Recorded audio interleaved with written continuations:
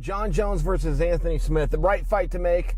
Had a feeling that fight was going to happen just because Anthony Smith being the number one contender, Jon Jones coming out on top over Gustafsson. But there were so many moving parts there, right? I mean, you can't talk Jon Jones without talking Daniel Cormier lately. You can't talk Daniel Cormier and Jon Jones without discussing what weight class that's going to be in. And then the other part with Jon Jones is, so many times Jon gets up in the loft and pulls the ladder up behind him. So many times whenever he's in any position of power, if you will, which comes with the championship, he's a bit of a dick about things, and it's hard to get him to the table, which he did not do in this case. So credit to Jon. He had come out after this fight, or after his fight with Gustafsson, and said, I want to fight 3 times in 2019. Well, cool. That was pretty refreshing. All of a sudden, they roll out and go, okay, we got the top guy, Anthony Smith.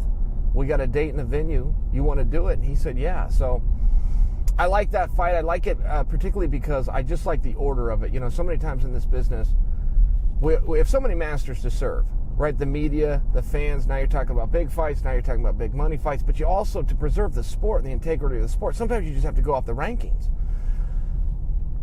I like that. I like that these two did an interview afterwards on Fox. I like that these two kind of got this thing going on their own. I like that it was organic. I like that it's a champion. I like that it's versus the top guy. I think there is a discussion to be had. Can Jon Jones get licensed?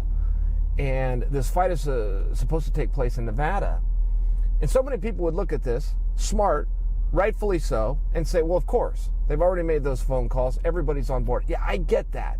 Normally, I would agree with you and there would be no topic here. However, it was Nevada as recently as 2 weeks ago that had a fight booked with Jon Jones and kicked it. So they can put out whatever story they want about, we couldn't get all the commissioners together and it was spread out and they'll haul it. The answer was no. It was no.